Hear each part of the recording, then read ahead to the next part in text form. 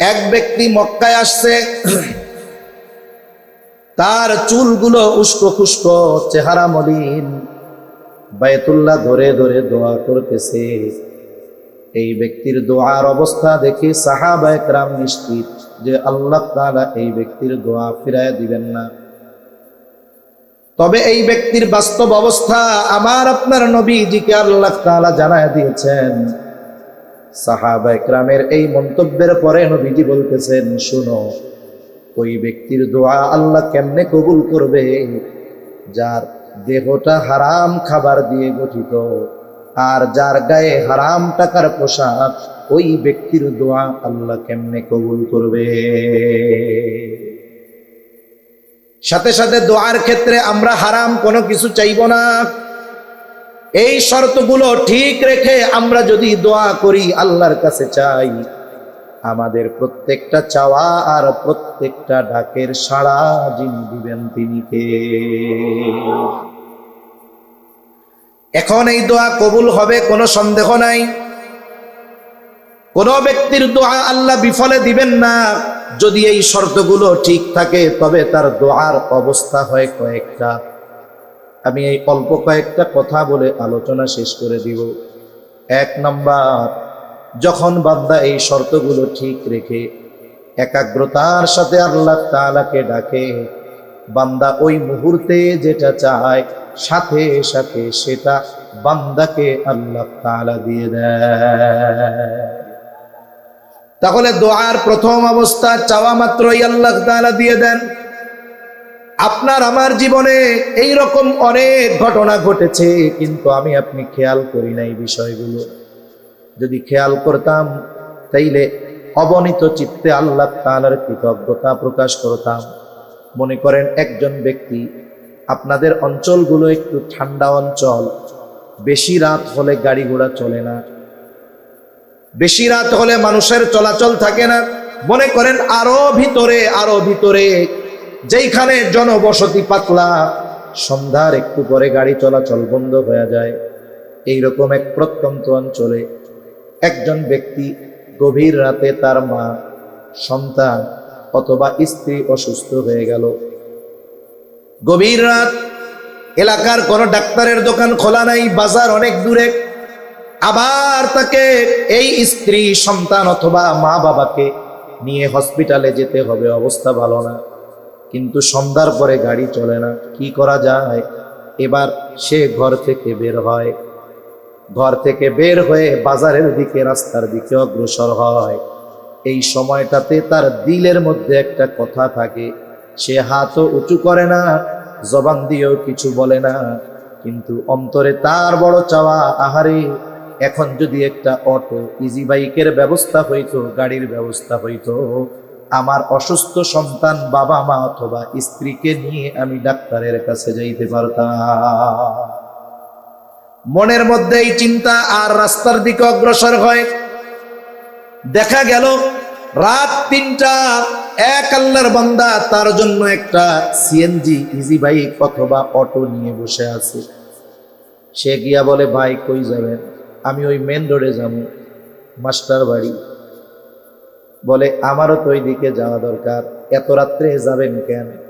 বলে, যাব, আমার এক ভাই চট্টগ্রাম থেকে আসতেছে, আধা ঘন্টা পরে উনি নামবে, এই জন্য যাওয়ার প্রস্তুতি নিচ্ছি।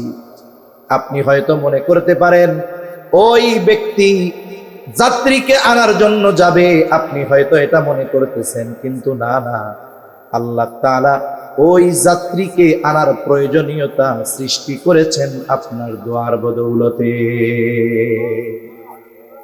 যেটা অসম্ভব ছিল, অথচ এটা ওই যে দিলের দোয়া, দিলের সাথে দিলের কথোপকথন হয়েছে আল্লাহর সাথে, আল্লাহ দোয়া কবুল করছে। এটা তো একটা উদাহরণ। এইরকম আমার আপনার জীবনে অনেক কিছু হয়। গাড়ি ভরপুর, বাড়িতে যাবে, দাঁড়াইয়াও যাওয়ার উপায় নাই। অন্যান্য দিন যদি ময়মনসিংহের দিকের গাড়ি হয়, তাইলে ঠেললেও সরানো যায় না, 3টা এক জায়গা দাঁড়ায় থাকে যাত্রী নেওয়ার লাগে। আজকে আমাকে দিক তাকায়ও না, কেন? কয় সিটও নাই, খাড়ানোর জায়গাও না। আপনি চিন্তা করছেন, আরে ছুটিটা হইল বৃহস্পতিবার, মার চেহারাটা দেখবো, স্ত্রীর চেহারাটা দেখবো, আপনার মনে আফসোস, সাথে সাথে কিন্তু মনের ভাষায় আল্লাহরে বলতেছেন যদি একটা ব্যবস্থা হইতো। এটা আপনি মুখ দিয়ে বলেন না, কিন্তু অন্তরের এই ভাষাটা, এই চাওয়াটা দুনিয়ার কেউ জানে না, কেউ শোনে না। শোনে কে? আরো জোরে কে?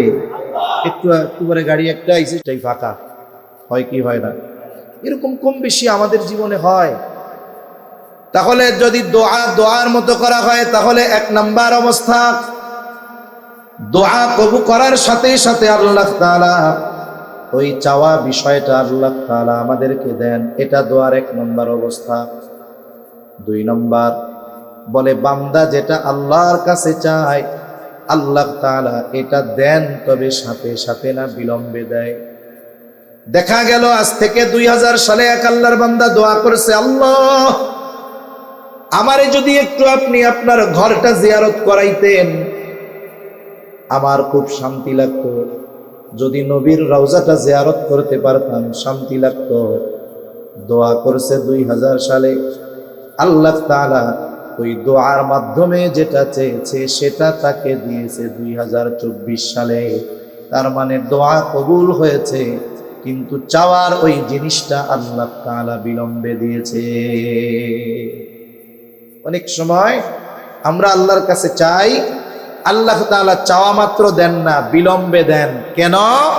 কারণ এই বিলম্বে দেওয়ার মধ্যে কল্যাণ আছে, এটা আমি আপনি না জানলেও জানে কে?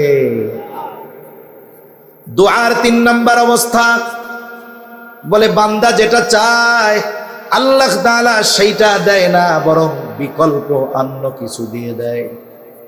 যেমন এক যুবক তার বাবার কাছে বারবার বায়না ধরছে, আব্বু আমার একটা মোবাইল কিনে দেন। বাপ খুব সচেতন, এই মোবাইল যদি কিনে দেই তাহলে শয়তান এমন ধোঁকা দিবে আমার ছেলেটারে ওয়াইলের মধ্যে নিয়ে ফালাবে। ওয়াইলুন হলো জাহান্নামের একটা গর্তের নাম। আমার সন্তান পাপাচারে লিপ্ত হয়ে যাবে। সচেতন বাবা তখন বিকল্পটা বলে শোনো, তুমি চেয়েছো সময় হলে দিব, তবে এখন নয়, বরং আমি দেখেছি তোমার অন্য আর একটা জিনিস প্রয়োজন। তুমি প্রতিদিন স্কুলে যাও, 3-4 কিলোমিটার হেঁটে যাও, যেহেতু কষ্ট হয়, মাঝে মধ্যে ইজি বাইক পাও না, দেরি হয়ে যায়, তাহলে যেহেতু রাস্তা নিরাপদ আমি তোমাকে মোটর সাইকেল না দিয়া সুন্দর একটা সাইকেল কিনে দে।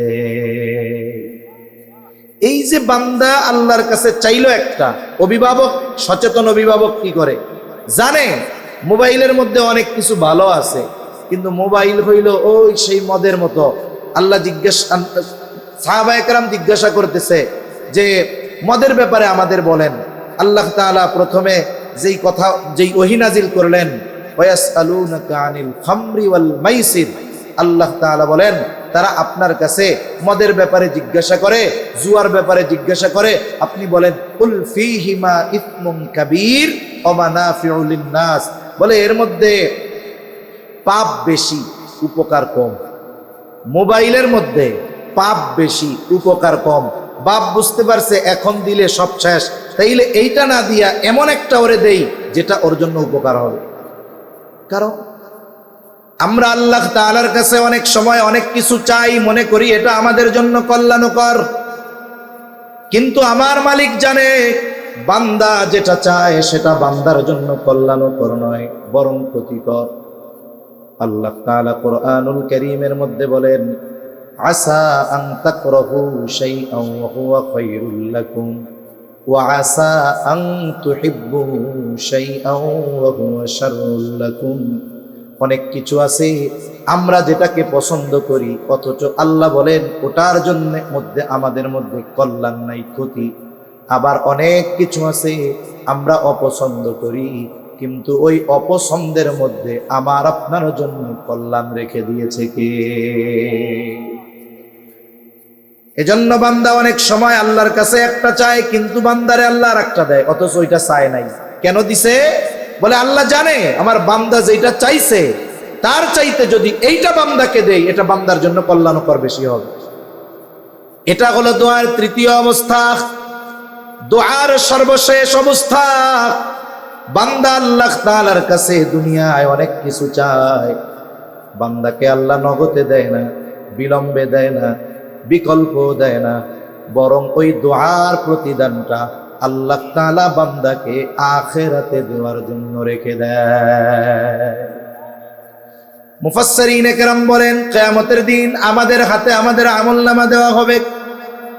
প্রত্যেকেই জানতে পারবে কি আমল করছে আর কতটুকু সওয়াব, কি গুনাহ করছে আর কত গুনাহ, সর্বশেষ তার ঠিকানাটা কি। আমলনামা দেখবে সারা জীবনের নামাজ এত সওয়াব, রোজা এত সওয়াব, দান এত সওয়াব, ভালো কাজ এত সওয়াব। একটা জায়গায় আমল আর এক পাশে লেখা সওয়াবের ভান্ডার।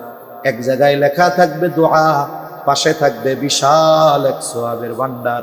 ও মনে করবে এই দোয়া এটা তো সামান্য এক ইবাদত, কিন্তু এত বিশাল সওয়াব কেন?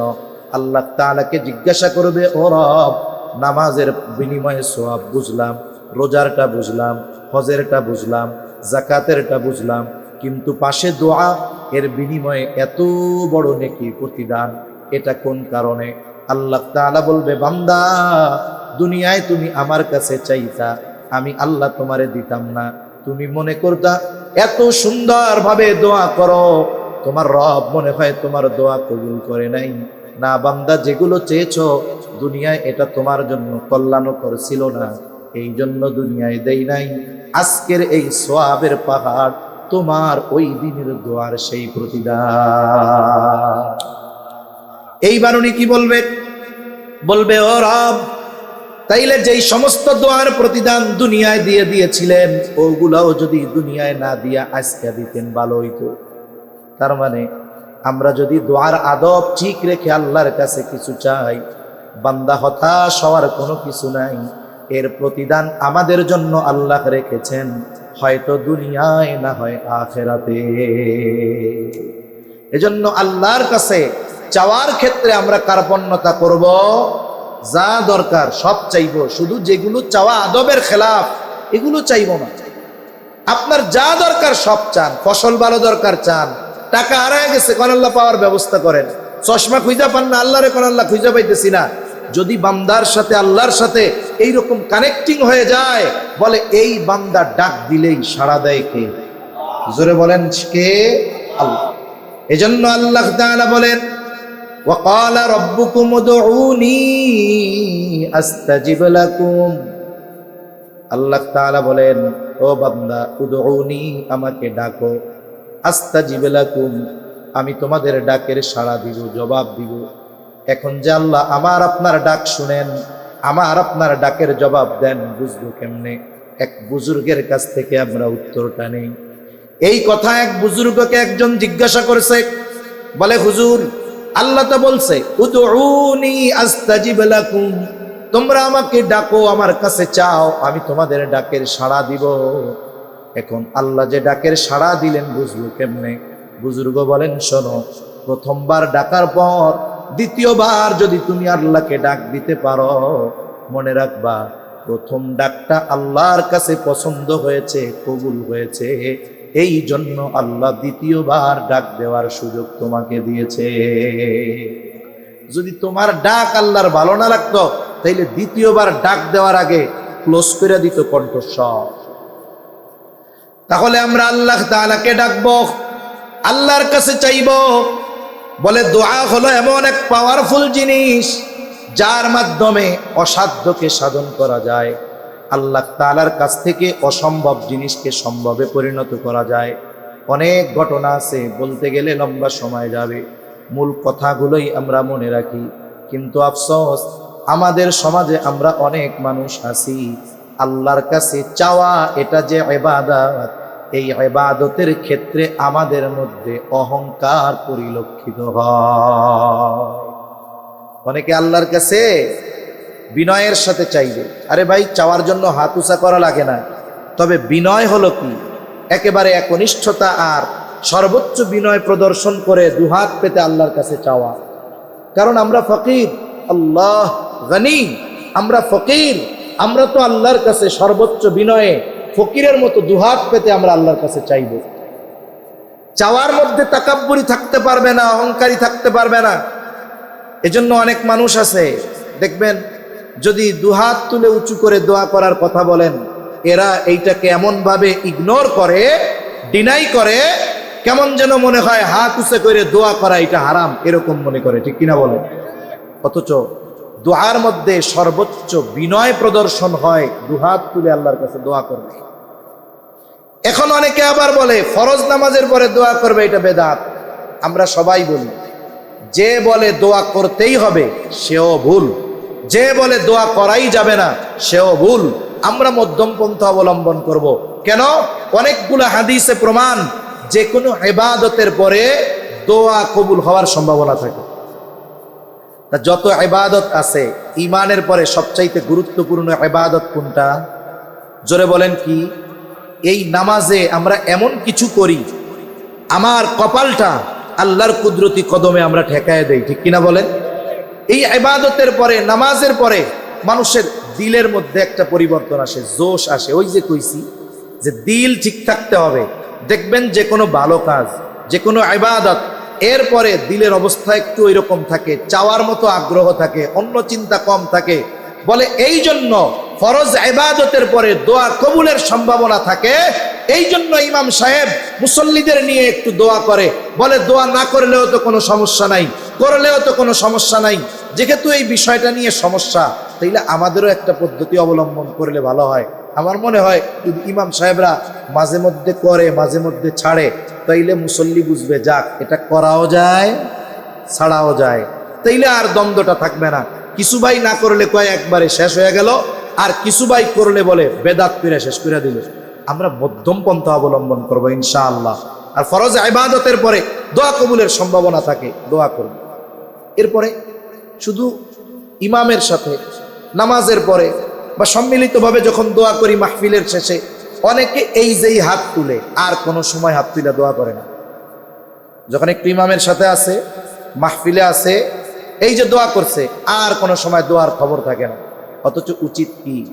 আপনি নফল নামাজ পড়ছেন, একেবারে একাগ্রতার সাথে দীর্ঘক্ষণ আল্লাহর কাছে চান। একটু আগে উঠতে পারছেন, তাহাজ্জুদের 2-4 রাকাত নামাজ পড়ে আল্লাহর কাছে বলেন, কারণ এই টাইমে বলার সুবর্ণ সুযোগ। কেন? হাদিসে আসছে প্রত্যেক রজনীতে অর্ধরাতের পর বান্দা আল্লাহকে ডাকে, বান্দা কার কি প্রয়োজন আমার কাছে চাও। সুবহানাল্লাহ। এজন্য আমরা আজকে থেকে চেষ্টা করব, যদি মধ্যরাতে ঘুমাইতে যাই, আমাদের তো 12টা বাজে ঘুমাইতে যাই আমরা, মোটামুটি অর্ধরাত হয়ে গেল, আপনি ওযু করে 2 রাকাত নামাজ পড়ে আল্লাহর সাথে একটু কথোপকথন করেন, একনিষ্ঠতা, একাগ্রতা আর নিরিবিলি আল্লাহর কাছে কিছু চান। কারণ এইভাবে দোয়া কবুলের সম্ভাবনা বেশি থাকে। তাহলে বলেন, দোয়ার ক্ষেত্রে আমরা আমাদেরকে অহংকারী আচরণ প্রদর্শন করাবো না, করে ইনশাআল্লাহ। এই দোয়া আল্লাহ তাআলা ইবাদত বলেছেন। আল্লাহ বলেন, ওয়াকালা রাব্বুকুম উদউনি আস্তাজিব লাকুম ইন্নাল্লাযীনা ইস্তাকবিরুনা আন ইবাদাতি। যারা আমার কাছে চাওয়ার ব্যাপারে, ইবাদতের ব্যাপারে, দোয়া করার ব্যাপারে অহংকার করে, অহংকার, আল্লাহ তাআলা বলেন সায়াদখুলুনা জাহান্নামা দাখিরিন, অচিরেই তাদেরকে লাঞ্ছিত, অপমানিত অবস্থায় জাহান্নামে প্রবেশ করানো হবে। আর নবীজিও বলেন, আদ-দুআউ হুয়াল ইবাদাহ, দুআই ইবাদত, দুআই ইবাদত। আর এক হাদিসে নবীজি বলেন, আদ-দুআউ মুখুল ইবাদাহ, দোয়া হলো ইবাদতের মগজ। এই যে আমরা নামাজ পড়ি, এটাও দোয়া। আর নামাজের মধ্যে প্রত্যেক রাকাতে সূরা ফাতিহা পড়তে হয়। ইমামের পেছনে যখন পড়ি, আমাদের দায়িত্ব ইমামের, ইমাম পড়েন। একা যখন পড়ি, আমি নিজে পড়ি সূরা ফাতিহা। বলে সূরা ফাতিহার যতগুলো নাম, এর মধ্যে অন্যতম একটি নাম হলো সূরাতুদ দুআ। এই নামাজের মধ্যে আমরা আল্লাহর কাছে দোয়া করি। এখন যদি কেউ চিন্তা করে না আমরা এই দোয়া আর আল্লাহর কাছে করবো না, নামাজ হবে? তাহলে এটা তো ইবাদতের মূলই বলা চলে। আর এই জায়গায় কি দোয়া করতে হবে নামাজের মধ্যে, এটা আল্লাহ শিখাই দিছে। কে শিখাইছে? আল্লাহ শিখাইছে। যে কোনো মানুষের কাছে কিছু চাওয়ার আগে একটু তারে পাম্পট্টি মারতে হয়। দেখেন না, অনেক জায়গায় অনেক নেতারা আসে, আশা থাকে যে একটা বড় বাজেট পাই কিনা, এইবার ধুমসে পাম মাইরা ভুলায়। এরপরে কি করে? এরপরে দেয়। দুনিয়ার নেতারে যে পাম্প মারা হয় এটা হলো আর্টিফিশিয়াল, নকল পাম্প। মুখ দিয়া কয়ার মনে মনে বকা দেয়, দুর্নীতিবাজ অমক ভাই এই করেছেন, জমিখোর, মানুষের জমি দখল দেয়, মনে মনে এটা কয় আর মুখ দিয়া প্রশংসা করে। এই ফাঁকা বলি চলবে না। আল্লাহর কাছে দোয়া করার আগে আমরা আল্লাহর প্রশংসা করি। আলহামদুলিল্লাহি রাব্বিল আলামিন আর রহমানির রহিম মালিকি ইয়াউমিদ্দিন। এগুলো আল্লাহ তাআলার বড়ত্ব আর প্রশংসা করলাম। এরপরে কি বলি? আমরা আল্লাহরে বলি, আল্লাহ আপনারই ইবাদত করি, আপনার কাছেই তো আমরা সাহায্য চাই। আগে নেতাকে পাম মারে, এরপরে কাছে বিরা কয় ভাই আমি তো আপনারই লোক, বলে কি বলে না? এই কথাগুলো আমরা আল্লাহকেও বলি যে ও রব আপনারই ইবাদত করি, আপনার কাছেই সাহায্য চাই। তবে এইখানে কোনো আর্টিফিশিয়াল গিরি থাকবে না, লৌকিকতা থাকবে না, হৃদয় আর জবানের কম্বিনেশন হতে হবে। আর এরপরে কি চাইবো এটাও আমার উপরে নির্ভর করে না, বরং ওই চাওয়া বস্তুটাও আমাদের শিখায়া দিয়েছেন কে? আল্লাহ বলেন চাইবা তো কি চাইবা? তুমি বান্দা, তুমি তো চাইবা, যুবক চাইবে একটা মোটরসাইকেল, সুন্দর একটা স্ত্রী, দুনিয়ার ছোটখাটো জিনিস চাইবা। আরে সব বাদ দাও, আমার কাছে কি চাইবা আল্লাহ শিখায়া দেয়, আমাদেরকে বলতে বলে, আমরা বলি ওই ইহদিনাস সিরাতাল মুস্তাকিম। সুবহানাল্লাহ। আমরা আল্লাহর কাছে সিরাতে মুস্তাকিমের হেদায়েত চাই, এই পথের উপরে অটল অবিচল থাকতে চাই। এটা হলো একজন মুমিনের জীবনের সর্বশ্রেষ্ঠ দোয়া। কি দোয়া? জোরে বলেন। সর্বশ্রেষ্ঠ দোয়া।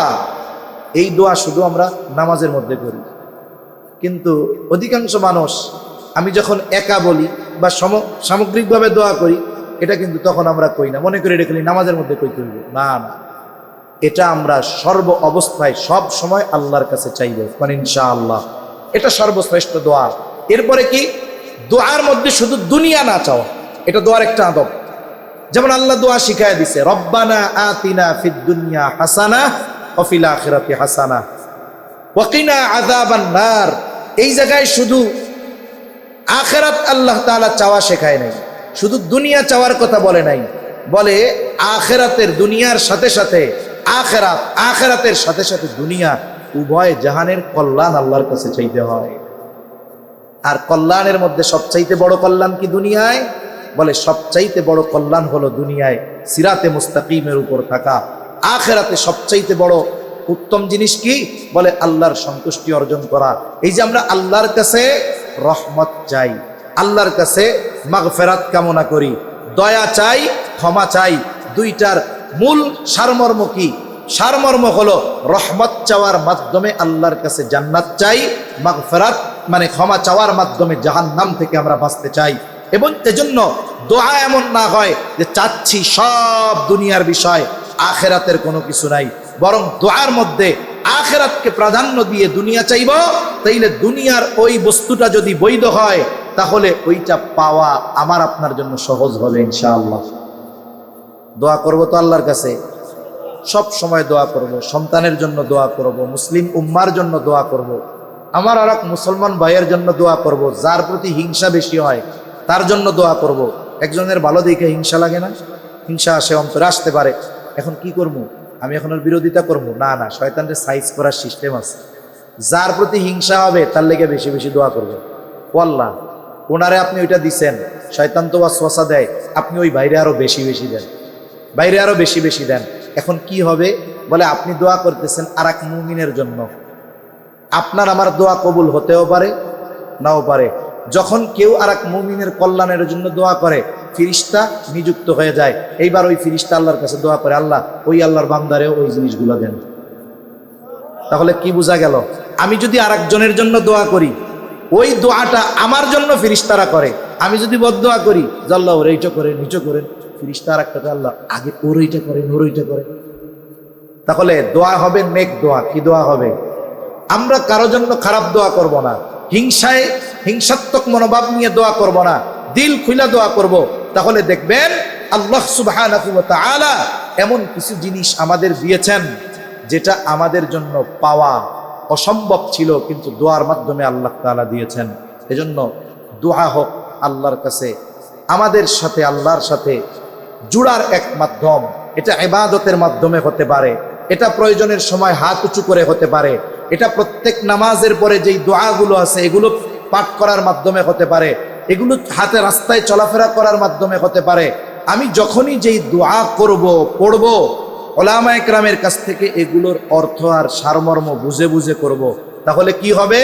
দেখবেন ওই দোয়াটা করার সময় আমার দিল এমন একটা দিক যাচ্ছে, ওই দোয়ার অর্থগুলো জানা থাকার কারণে। আগে করতাম যেই দোয়া, এখনের দোয়া আর আগে অর্থ জানতাম না যখন, তখন দোয়া আর চাওয়ার মধ্যে পার্থক্য এটা নিজেই বোঝা যাবে। সেজন্য সর্ব অবস্থায় চাইব কার কাছে? দুনিয়ার কবর মাজার কারো কাছে চাইলে কিছু কেউ দিতে পারে না, সব দিতে পারে আল্লাহ। এজন্য সম্মানিত উপস্থিতি, এই দোয়া এটা ছিল আমাদের ইবাদতের মগজ। কিন্তু মানুষ এখন দোয়া করার ব্যাপারে উদাসীন, দোয়া করার ব্যাপারে উদাসীন। সকাল সন্ধ্যা চলতি ফিরতি সব জায়গায় আমাদের দোয়া আছে, শোয়ার সময় দোয়া আছে। দৈনন্দিন জীবনের এমন কোনো কাজ নাই যে জায়গায় দোয়া নাই। এক মজলিসে তো সব কিছু বলা সম্ভব নয়। এজন্য একটা একটা করে আপনার ইমামের কাছ থেকে শিখবেন যে হুজুর, আমরা রাত্রেবেলা শুইতে যাই, শোয়ার সময় আমাদের কি কি আমল আছে, এক সপ্তাহ এটা বারবার রিভাইজ দেন, হয়ে গেল। এরপরে ঘুম থেকে উঠে কি কি দোয়া আছে আপনি এক সপ্তাহ ওগুলোর রিভাইজ দেন, আপনার এই দোয়াগুলো আরো যোগ হলো। এইভাবে এক এক করে আমি আপনি যদি শেখার চেষ্টা করি, দেখবেন জীবনের প্রতিটা পদক্ষেপে আল্লাহর কাছে সাহায্য চাওয়ার শিক্ষা আল্লাহ এবং তার রসুল দিয়েছেন, ওটা আমাদের জীবনে বাস্তবে পরিণত হবে ইনশাআল্লাহ। আল্লাহ সুবহানাহু ওয়া তাআলা আমাদের সবাইকে আল্লাহ তাআলার কাছে বেশি বেশি চাওয়ার তৌফিক দান করেন, বলি আমিন। ওয়া আখিরু দাওয়ানা আনিল হামদুলিল্লাহি রাব্বিল আলামিন। আসসালামু আলাইকুম ওয়া রাহমাতুল্লাহি ওয়া বারাকাতুহু। দুরূদ শরীফ পড়ি আমরা। আল্লাহুম্মা সাল্লি আলা মুহাম্মাদ ওয়া আলা আলি মুহাম্মাদিন কামা সাল্লাইতা আলা ইব্রাহিম ওয়া আলা আলি ইব্রাহিম ইন্নাকা হামিদুম মাজিদ।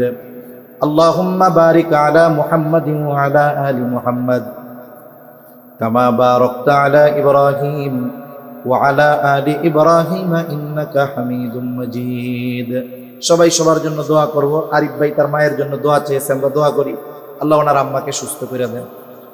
আলহামদুলিল্লাহি রাব্বিল আলামিন ওয়াল আকিবাতু লিল মুত্তাকিন والصلاة والسلام على خير خلقه محمد وعلى آله وأصحابه أجمعين. ربنا ظلمنا أنفسنا وإن لم تغفر لنا وترحمنا لنكونن من الخاسرين. ربنا آتنا في الدنيا حسنة وفي الآخرة حسنة وقنا عذاب النار. ربنا لا تزغ قلوبنا بعد إذ هديتنا وهب لنا من لدنك رحمة إنك أنت الوهاب. وأفوض أمري إلى الله إن الله بصير بالعباد. حسبنا الله ونعم الوكيل نعم المولى ونعم النصير. اللهم حاسبنا حسابا يسيرا اللهم حاسبنا حسابا يسيرا اللهم إنك عفو كريم تحب العفو فاعف عنا.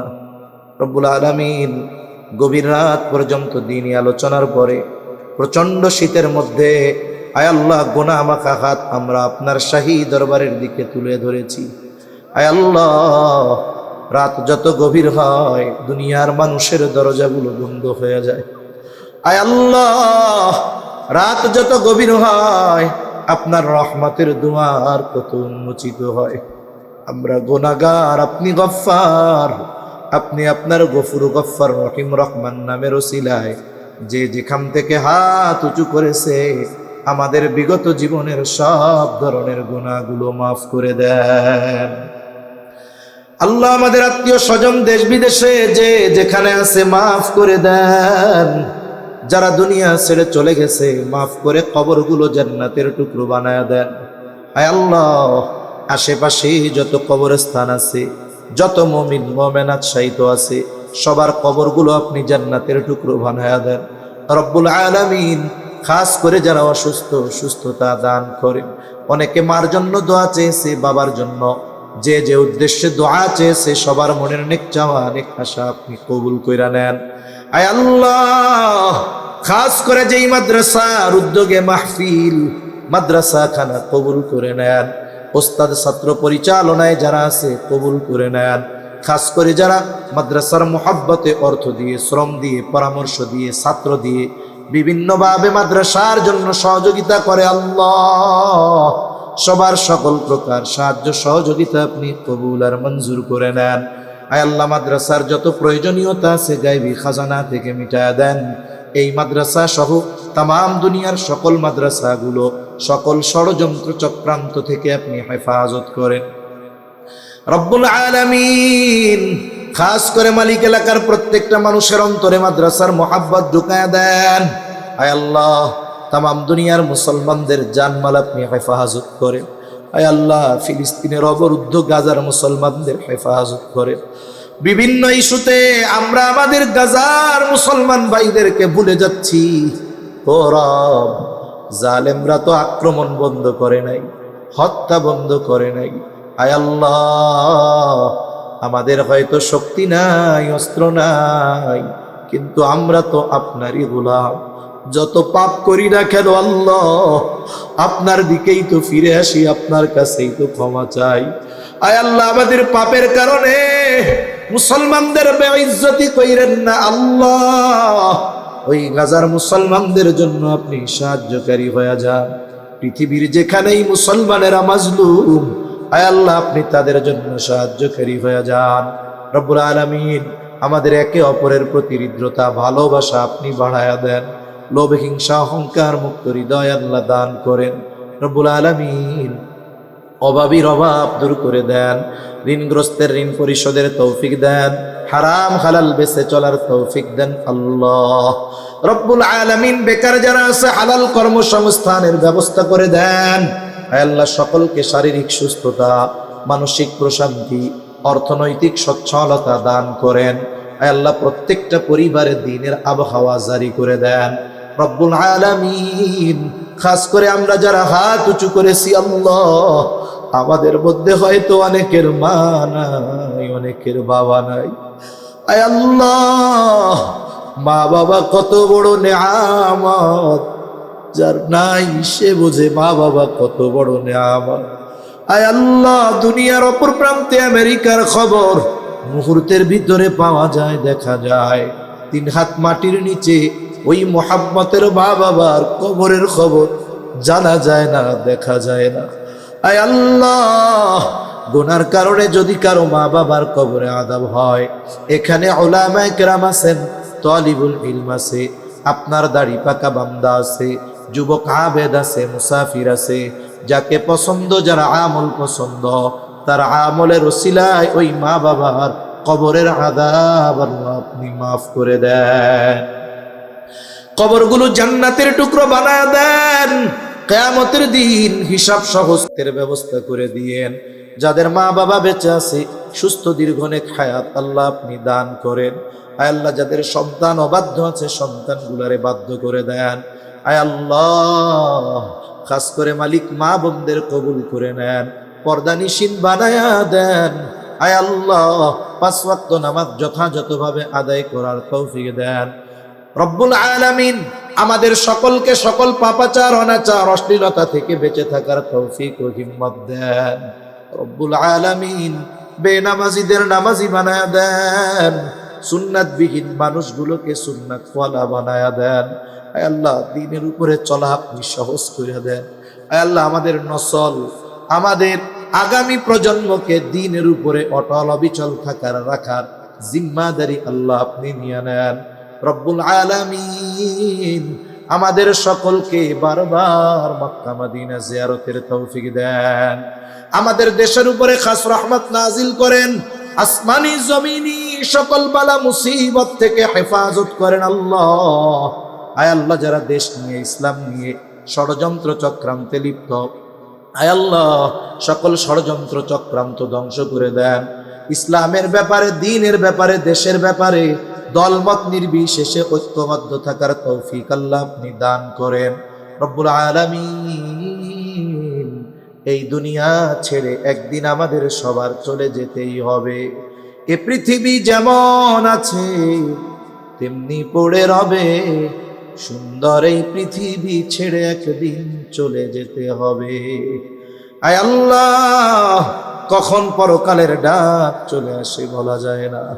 রব্বুল আলামিন, মালাকুল মউত যখন মৃত্যুর পরোয়ানা নিয়ে হাজির হবে, আপনি আপনার প্রতিটি বান্দার জবানে তাওহীদের কালিমা নসিব করে দিয়ে।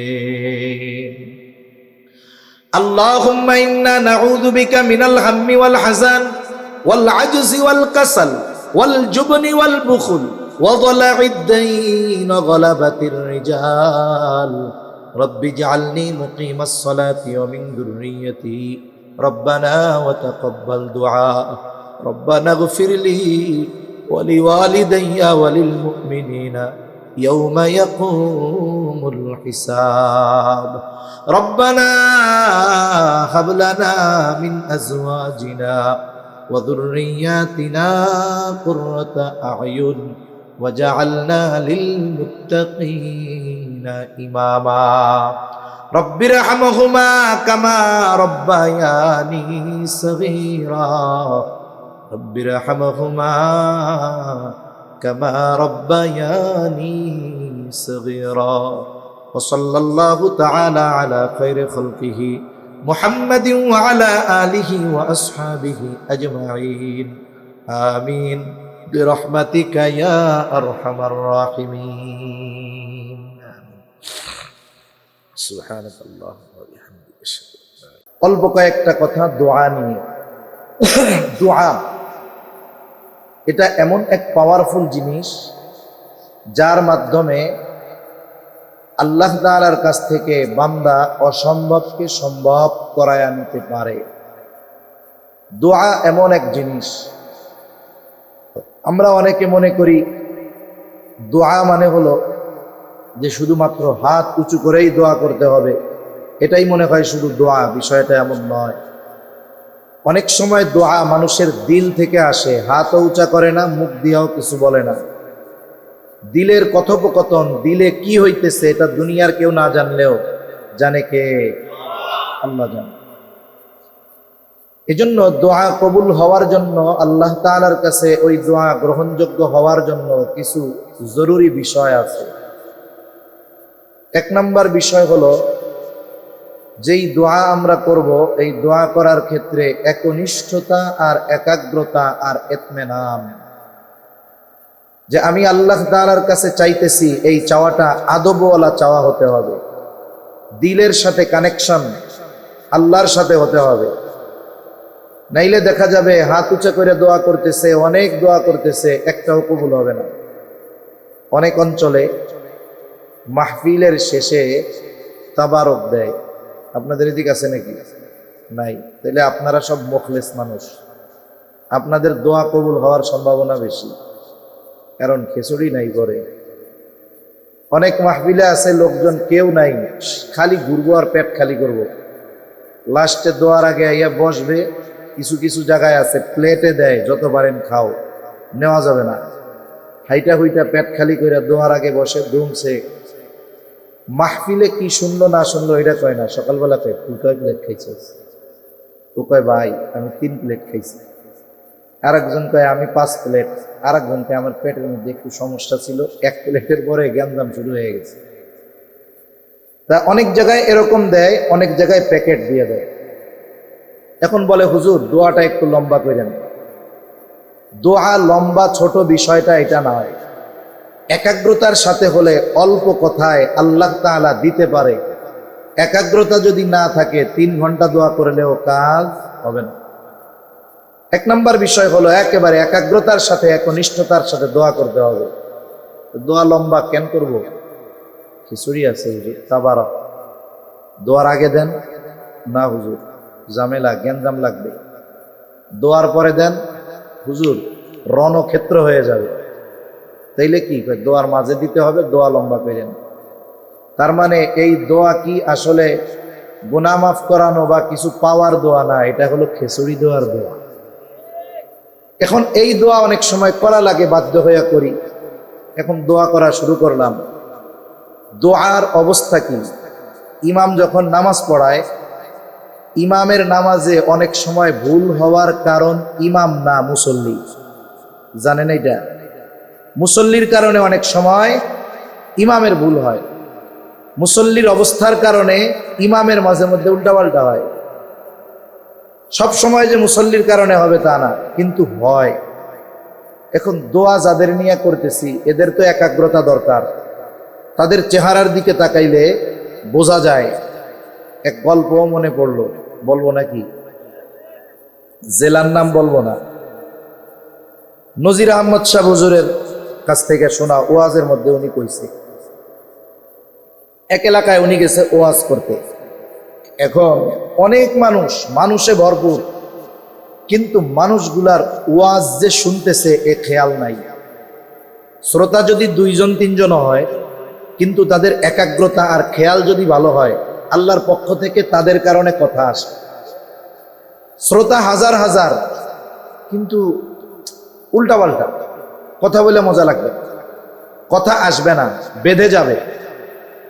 তো হুজুর বয়ান করতেছে, কয় আমি বয়ান করতেই পারি না, লোকজন খালি এদিকে তাকায় ওদিকে তাকায়, লোক তো মাঠ ভরা। তো উনি বলতেছে কি ব্যাপার, এই অবস্থা কেন?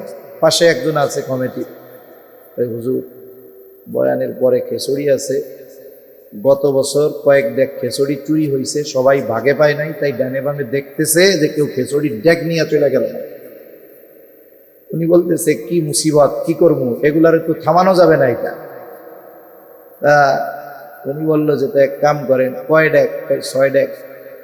এই পাশে 3টা দেন, ওই পাশে 3টা দেন। যা হোক তা হোক, আমারে না দেখুক, কিন্তু ওই ড্যাগের দিকে তাকাইলে আমি বুঝবো যে আমারে দেখতেছে। যারা কৃষি কাজ করে দেখবেন, ওই পাখিতে যেন ধান না খেয়া ফেলে, এজন্য কাক তাড়ুয়া লাগায়। একটা বাঁশ, 2টা বাঁশ নেয় এরকম, ছেঁড়া গেঞ্জি একটা পড়ায়, পাতিল একটা মাথার উপরে দিয়া 2টা চোখ বানায় দেয়। এখন বলেন তো, এটার কি নড়াচড়ার শক্তি আছে? কিছু বলার শক্তি আছে? কিন্তু কাক বা পাখি যেই দেখে, কই ও রে, ওই যে তো আল্লাহর বান্দা বইয়া রয়েছে, দাও দেবো না। তা ওই যে ও মনে করে যে আমারে তো দেখতেছে। ড্যাগ যখন সামনে আছে, তাইলে ওনারা তো সামনের দিক তাকাইবে, ডানের বামেও তো আর তাকাবে না। তা আমিও মনে মনে ভাববো যে এরা আমারে দেখতেছে, আমি সুন্দর মতো ওয়াজ করতে পারবো, নাইলে ওয়াজ করা সম্ভব না। তা অবস্থাটা কি দেখেন, দোয়া শুরু হয়েছে, আমার অভিজ্ঞতাই বলতেছি। এখন মানুষের দোয়ার দিকে খেয়াল নাই। দোয়া হয়তো সে একাগ্রতার সাথে নিচের দিকে তাকায়া থাকবে, চোখে পানি না আসুক, কমপক্ষে তার অবস্থা দেখে বোঝা যাবে যে লোকটা ধীর স্থিরতার সাথে আছে। কিন্তু অবস্থা কি, এই পাশ দিয়ে খেচড়ি দেওয়া শুরু হয়েছে।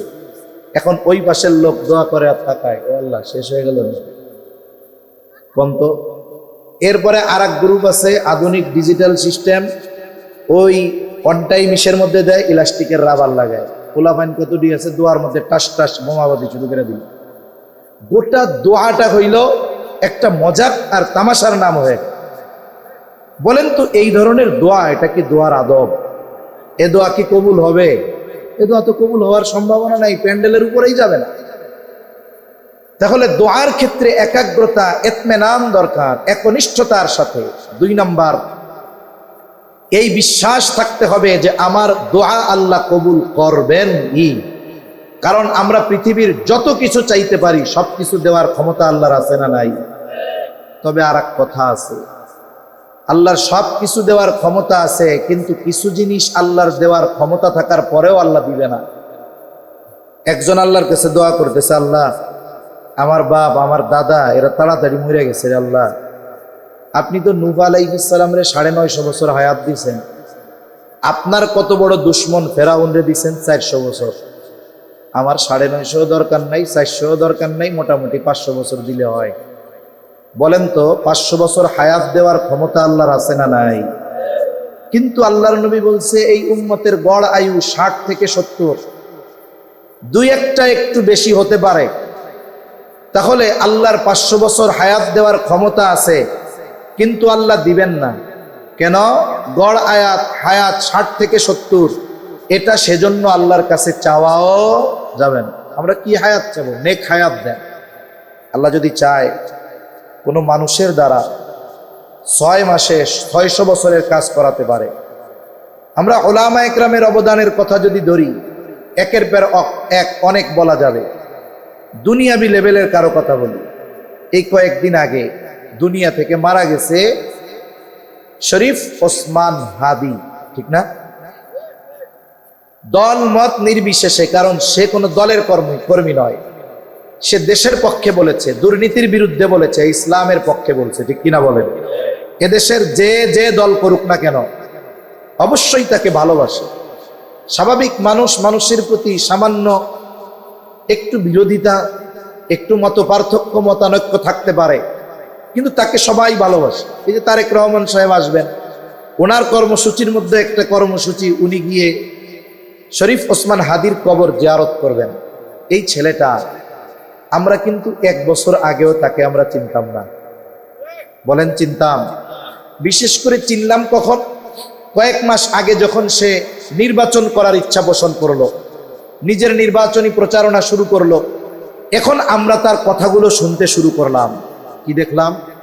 যে তার কথা তো আমার হৃদয়ের কথা, তার কথা তো আমাদের হৃদয়ের কথা।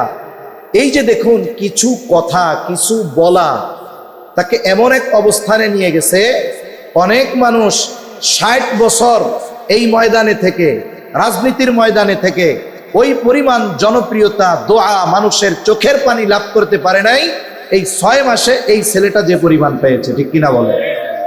সবাই তার জন্য দোয়া করছে, সবাই তার জন্য। যারা জালেম তারা তো করে নাই, তাদের কথা ভাব। তাহলে চিন্তা করে দেখুন যে আল্লাহর কাছে হায়াত চাবো, বরকতময় হায়াত। 500 বছর হায়াত পাইলাম, কাজ হইল না, দরকার নাই। আপনি 5 বছরের হায়াত, 10 বছরের হায়াত, আল্লাহ যেন এমন কাজ করায় যে এই 5 বছর আমার 500 বছরের কাজ হবে। বুজুর্গানে দিনের অনেক আছে, আমি বলতে চাই না, ওইদিকে গেলে লম্বা হবে। তা নেক হায়াত আল্লাহর কাছে চাওয়া। 500 বছর হায়াত চাইলে পাওয়া যাবে না, দেওয়ার ক্ষমতা আল্লাহর আছে, কিন্তু এমন দোয়া করা, এটা আদবের পরিপন্থী। যদি কেউ দোয়া করে যে আল্লাহ আমারে আপনি গোটা পৃথিবীর বাদশাহী দেন, দেওয়ার ক্ষমতা আল্লাহর আছে, কিন্তু আল্লাহ দিবেন না কেন? সুলাইমান আলাইহিস সালাম আল্লাহর কাছে দোয়া করছে, রব্বি হাবলি মুলকান লা ইয়ামবাগি লি আহাদিন মিন বাদি, আমাকে এমন এক রাজত্ব দেন, আমার পরে এরকম রাজত্ব আর কাউরে দিবেন না। দেওয়ার ক্ষমতা আল্লাহর আছে, তবে সুলাইমান আলাইহিস সালামের দোয়া, এই জন্য আল্লাহ তাআলা এটা দিবেন না, এই ধরনের কিছু চাওয়া, এটা দোয়ার আদবের খেলাফ। এরপরে এমন কিছু না চাওয়া যেটার সাথে পাপ সম্পৃক্ত আছে। এখন যুবক একজন আল্লাহর কাছে দোয়া করতেছে, আল্লাহ অমুককে আমি চাই, আপনি দেন। এটা তুমি হারাম জিনিস চাইতেছ, তুমি হারাম এইটা চাবা কেন? তুমি আল্লাহর কাছে বলবা আমার একজন নেককার বিবি দেন, ঠিক কিনা? তাহলে হারাম কোনো কিছু আল্লাহর কাছে চাওয়া যাবে না। মনিটরের অবস্থা একটু বাড়ানো। হারাম কোনো কিছু আল্লাহর কাছে চাওয়া যাবে না, এমন কোনো কিছু চাওয়া যাবে না যেটা আল্লাহ দিবেন না। এরপরে দোয়ার আর একটা আদব দোয়া কবুলের, বলে দোয়া কবুলের জন্য তাড়াহুড়ো করা যাবে না, প্রেসার দেওয়া যাবে। যেমন আমরা একজনের কাছ থেকে আর একটা জিনিস চাওয়ার ক্ষেত্রে কি করি, এই মিয়া দেন তো, এক্ষুনি দেন। আল্লাহ তাআলাকে দোয়ার ব্যাপারে এমনটা বলা যাবে না। দোয়ার ক্ষেত্রে সবর থাকতে হবে, আর এই বিশ্বাস থাকতে হবে যে আমি যেটা চাচ্ছি, চাওয়া যদি ঠিক হয়, ইতমিনান যদি থাকে, অবশ্যই অবশ্যই আমার আপনার দোয়া কবুল করবেন কে? আল্লাহ তাআলা এমন এক মহান সত্তা, যার কাছে না চাইলে তিনি রাগ হন। দুনিয়ার যত টাকা পয়সাওয়ালা, ধন দৌলতওয়ালা হোক না কেন, কোনো ব্যক্তি যদি তার কাছে বারবার চায়, তাহলে ওই ব্যক্তি একটা সময় অধৈর্য হয়ে যায়। আর আল্লাহ তাআলা হলেন এমন এক মহান সত্তা, বান্দা তার কাছে না চাইলে তিনি রাগ হন। বান্দা যত চায়, আল্লাহ তাআলা বান্দার প্রতি তত খুশি হয়। আল্লাহ তাআলার কাছে দোয়া চাওয়ার ক্ষেত্রে, দোয়া করার ক্ষেত্রে আর একটা বিষয় হলো, যেগুলো বৈধ জিনিস, যত ছোট হোক এটা আল্লাহর কাছে চাইব, যত বড় হোক আল্লাহর কাছে চাইব। দোয়া এটা শুধু দুনিয়াবি বা জাগতিক বিষয়ে সম্পৃক্ত এটা নয়, বরং দুনিয়া আখিরাত উভয় বিষয়ের কামনা আল্লাহর কাছে করতে হবে। সাহাবা ইকরামকে যখন আল্লাহ রসুল শিখিয়েছেন তোমরা আল্লাহর কাছে চাইবা, এনাদের চাওয়ার অবস্থা কেমন হয়েছে? হাতের লাঠি পড়ে গেছে, উঠাবে, স্বাভাবিক। এই সময় দোয়া করে, আল্লাহ আমারে লাঠি উঠানোর তৌফিক দান করেন। তার মানে কি, আল্লাহর সাথে এনাদের কানেকশন কত বেশি হয়েছে। একটা উদাহরণ দিলে বুঝতে সহজ হবে। এই দুনিয়াতে আল্লাহ তাআলার চাইতে আমাদেরকে কেউ বেশি ভালোবাসে না, এটা বাস্তব কথা। এখন একজন ছোট বাচ্চা বুঝে না, সে একজনের কাছে চকলেট চাইছে, একটু বিস্কিট কিনে দিতে বলছে। সচেতন অভিভাবক যিনি, উনি এটা পছন্দ করেন না যে ওনার সন্তান ওনার উপস্থিতিতে অন্য কারো কাছে কিছু চাইবে। এটা কি বাবা হিসাবে কেউ পছন্দ করবেন? কোনো বাবা পছন্দ করবে না, কোনো ভাইও পছন্দ করবে না যে আমার ছোট ভাই আরেকজনের কাছে কিছু চাক। বাবা এবার ছেলেটাকে বুঝাইলেন যে আব্বু, আমি তোমাকে সবচেয়ে বেশি ভালোবাসি, তোমার যদি কিছু মন চায় তুমি আমার কাছে চাইবা, আমি ছাড়া আর কারো কাছে কিছু চাইবা না, কারণ আমি না তোমার আব্বু, আমি তোমার অনেক ভালোবাসি। ছোট বাচ্চা বুঝতে পারলো যে আমার আব্বুর কাছে সব চাইতে হবে। এবার আব্বুর হাত ধরে দোকানে গেছে। দোকানে যাওয়ার পরে বাচ্চারা দামি কোনটা এটা খুঁজে না, চকচক করে দেখতে কোনটা এটা খুঁজে। এখন ও চকচক করে যেই জিনিস, সেটা হলো 1 টাকার চকলেট। আমাদের সময় 4 আনায় চকলেট পাওয়া যাইতো, রঙিন পলিথিনে মুড়ানো থাকতো, এটা খুব প্রিয় ছিল আমাদের। ছোট বাচ্চা চকচক করতেছে, 1 টাকা দাম চকলেটের। বাজারের বা দোকানের সবচাইতে কম দামি জিনিস ওই 1 টাকার চকলেট। আব্বুর কাছে বড় আবেগ দরদ নিয়ে, আব্বু আব্বু কি হয়েছে? বাপ ভাবছে কি চায় তার আল্লাহ জানে। আব্বু আমার এই চকলেটটা কিনে দাও, দাম কয় টাকা বলেন তো? এই ছেলেটা যে আব্বুর কাছে চকলেট চাইছে, ওর কি লজ্জা লাগছে চাইতে? লজ্জা লাগে নাই, আরো বড় দরদ আবেগ দাবি নিয়ে চাইছে, অথচ চকলেট দাম 1 টাকা। দোকান থেকে কিনে বাবার সাথে বাড়ি যাচ্ছে, হঠাৎ করে মাথার উপর দিয়ে একটা হেলিকপ্টার যাইতেছে। হেলিকপ্টার একটু নিচ দিয়া যায়, বিমান তো অনেক উপর দিয়া যায়। এখন হেলিকপ্টারটা দেখে বলে, আব্বু এটা কি? কয় হেলিকপ্টার। এটা দিয়ে কি করে? কয় এক জায়গা থেকে আরেক জায়গা যাওয়া যায়, উড়া যায়। উলা পাইন, ও তো জানে না ওর বাপের মাসে ইনকাম হলো 15,000, হেলিকপ্টারের ট্যাক্স ভ্যাট সহ সবচাইতে কম দাম যেটা, সেটাও কয়েক কোটি টাকা হবে। এখন ও বলতেছে, আব্বু আমার এই হেলিকপ্টার কিনা দাও। মানে আব্বা কয়, এটা কেমনে কিনে দেবো, অনেক টাকা দাম। এইবার বাপের হাত থেকে সুইটা মাটির মধ্যে গড়াগড়ি শুরু করছে, আব্বা হেলিকপ্টার না কিনা দিলে আজকে আমি বাড়ি যাবো না। একটু চিন্তা করেন, হেলিকপ্টার চাইতে আব্বার কাছে লজ্জা পাইছে। জোরে বলেন না, লজ্জা পাইছে সে। অথচ দেখুন আল্লাহ তাআলার কাছে আমরা অনেক সময় চিন্তা করি আল্লাহর কাছে চাইতে হয় শুধু বড় বড় জিনিস, দুনিয়াবি জিনিস, টাকা পয়সা, ধন দৌলত, এগুলোই মনে হয় চাইতে হয়। কিন্তু না, বান্দার সাথে আল্লাহর সম্পর্ক তো এইরকম। ভালোবাসা তো ওই সন্তানের বাবার সাথে যত বেশি, তার চাইতে অগণিত গুণ আল্লাহর আমাদের প্রতি ভালোবাসা বেশি। এজন্য ক্ষুদ্র থেকে ক্ষুদ্রতীত, বৃহৎ থেকে বৃহত্তর যেই জিনিসগুলো চাওয়া বৈধ, এগুলো আমরা একনিষ্ঠতা আর একাগ্রতার সাথে চাইব কার কাছে? আল্লাহর কাছে। সাথে সাথে দোয়া কবুলের অন্যতম আরেকটি শর্ত হলো দোয়ার আগে দুরূদ শরীফ পাঠ করা। যেই দোয়ার আগে দুরূদ নাই, ওইটা ঝুলা থাকবে, আল্লাহ পর্যন্ত পৌঁছাবে না। এইরকম বেশ কয়েকটা শর্তের কথা বললাম, এগুলো যদি ঠিক থাকে। ও আরেকটা হলো খাবার হারাম হতে পারবে না, গায়ের পোশাক হারাম টাকার হতে পারবে না। তার মানে যারা সুদ খায়, ঘুষ খায়, অন্যেরটা মেরে খায়, হারাম উপার্জন করে, এদের দোয়া আল্লাহ কবুল করবেন।